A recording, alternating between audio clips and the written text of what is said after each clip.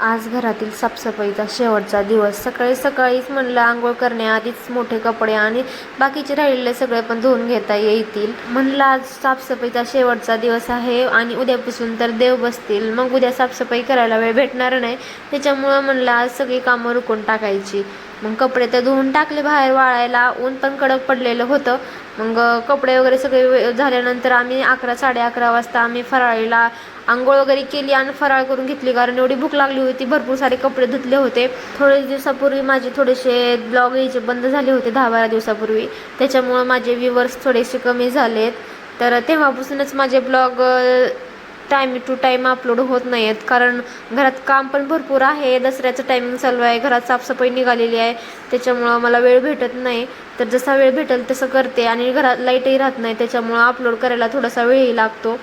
तर माझे ब्लॉग 4 वाजता अपलोड होतील, जोपर्यंत मला मॅनेज होत नाही टाईम तोपर्यंत. आणि जेव्हा केव्हा मी सकाळून ब्लॉग अपलोड करेल त्यावेळेस मी सांगेनच. आज नवरोबा खूपच खुश दिसत होते, कारण आज त्यांनी जाऊन मोबाईल घेऊन आले आणि मला सांगितलंही नाही. गपचूप जाऊन घेऊन आली आणि ते माझ्यासाठी नाही आणला, त्यांच्यासाठी स्वतःसाठीच आणला होता. तर मोबाईल तर खूप छान होता आणि त्याचे मी फीचर्स वगैरे बघितले, पण तेही खूप छान होते. तर आमचा दिवस आजचा असाच गेला कामामध्ये. तर भेटू उद्याच्या ब्लॉगमध्ये. तोपर्यंत सबस्क्राईब करा आणि लाईक